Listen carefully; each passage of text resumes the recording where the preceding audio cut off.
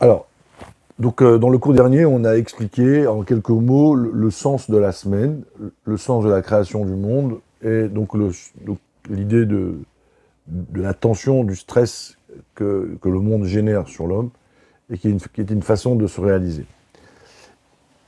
Et le septième jour, Dieu crée la Menoucha, Dieu crée l'apaisement, le repos. Alors, qu'est-ce que ça veut dire?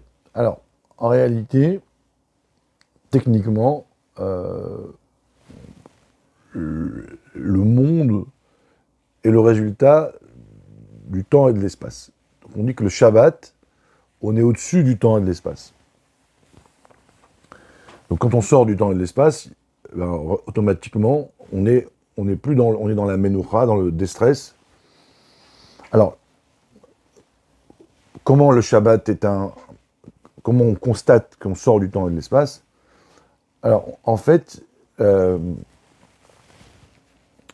Dieu lui-même, dans, dans Dieu, il n'y a pas de temps. Dans Dieu, quand il se contracte, quand il se cache, quand il se voile, c'est une base de la Kabbalah, il crée le temps. Maintenant, le mot Shabbat vient du mot Shuv, vient du mot retourner. Donc, c'est comme si que l'énergie que Dieu envoyait pour créer le monde, l'énergie retourne à sa source. Elle est Shuv, elle est en mode Shuv. C'est comme si que le monde s'élevait et retournait dans une dimension où le temps n'existe pas. Alors, c'est un peu abstrait, donc je vais vous donner un exemple.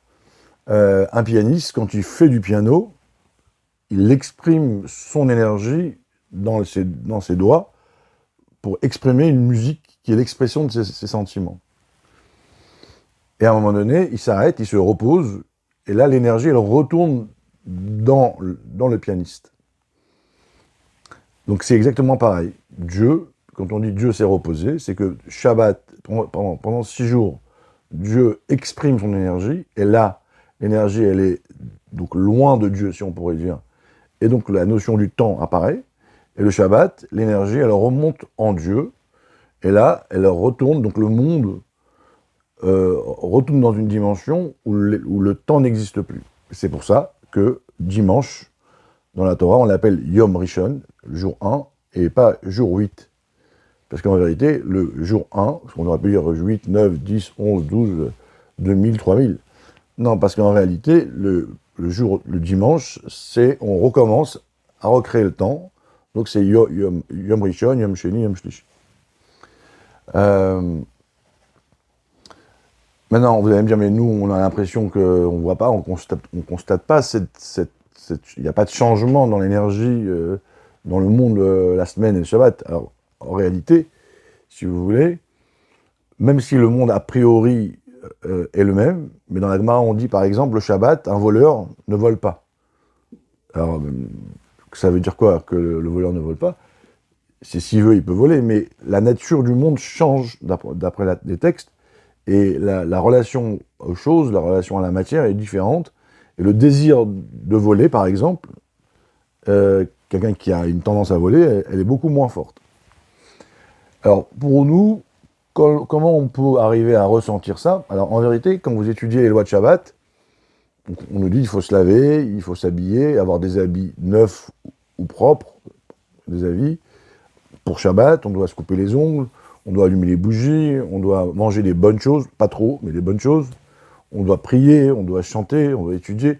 Alors, souvent, les gens ils disent « Ah là là, c'est un peu accablant, c'est lourd. » Et pour autant, on voit des gens qui vous disent « Ah, depuis que je fais Shabbat, c'est incroyable. » Mais à quoi ça sert toutes ces lois? Alors, en fait, c'est comme un téléphone portable. Quand on est dans l'avion, ben, on capte rien. Dès qu'on atterrit, là, tout d'un coup, le téléphone se met à capter tout. La semaine, on est comme dans l'avion. Ben, en fait, on capte une énergie de Dieu qui est très basse, qui est dans le temps et l'espace, qui est dans la réalité, qui est dans une forme de solitude où je dois me débrouiller seul. Arrive Shabbat, l'énergie du monde est très puissante. Maintenant, l'homme, c'est comme une antenne, il doit se connecter, il doit capter cette énergie. Donc, toutes les lois du Shabbat, c'est une façon de se mettre en position pour capter l'énergie qui correspond au Shabbat. Et donc, quand j'applique les lois du Shabbat, je vais ressentir l'énergie nouvelle du Shabbat qui crée chez l'homme une forme de lâcher-prise et qui crée une menoucha.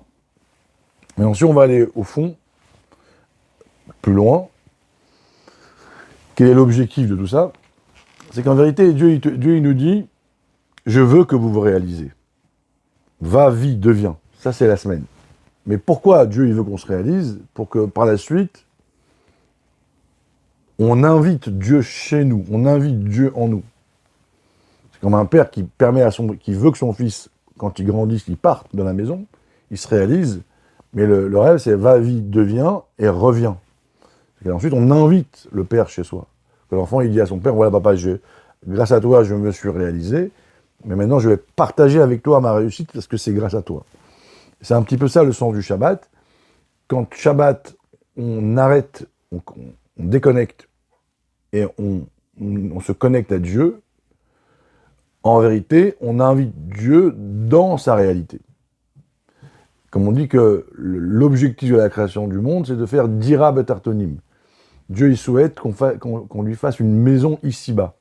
Donc en gros, cette espèce d'alter ego, d'altérité entre l'homme et Dieu, l'objectif, c'est pas de se réaliser complètement et d'oublier Dieu, c'est pas non plus de rester dans une forme de spiritualité constante, c'est un mélange des deux, c'est je me construis, je me bats, j'ai le sentiment d'exister, j'ai envie de me réaliser, et quand arrive Shabbat, je stoppe tout, et je réalise que tout ce que j'ai fait, c'est grâce à Dieu, c'est pour Dieu, et je l'invite. Et à ce moment-là, le stress s'arrête Shabbat, et le dimanche, on recommence le stress. Si je ne fais pas Shabbat, alors là, le stress, c'est comme une corde, elle est tendue, on continue à tendre, au bout d'un moment donné, le stress devient une angoisse, parce que je suis trop stressé, et là, le stress qui était un moteur devient une angoisse qui devient un poids. Alors, maintenant, si vous voulez, dans la semaine, il y a ce qu'on appelle la prière. On doit prier matin, midi et soir. Shacharit, Mincha, Arvit. Et on considère que, alors souvent on fait la prière en hébreu, c'est comme ça, il faut faire la prière. Mais il faut parler à Dieu. Donc même si on ne comprend pas tout, il faudra avoir un moment où on parle à Dieu comme on parle à son Père, avec de l'émotion, avec de la sincérité. Et on considère que la prière est le Shabbat, un mini-Shabbat. Tous les jours, on a 3 mini-Shabbats. Et à ce moment-là, on devrait lâcher prise. Donc, si on veut résumer ces 2 cours, un homme qui n'est pas stressé, c'est un homme qui n'existe pas, qui ne se réalise pas. Et un homme qui n'est pas en menoucha, en déstress pendant la prière et pendant le Shabbat, c'est un homme qui n'est pas réellement religieux. Alors le mot religieux est un peu... C'est quelqu'un qui n'a pas intériorisé toute la notion de la spiritualité. Bonne journée et au prochain cours.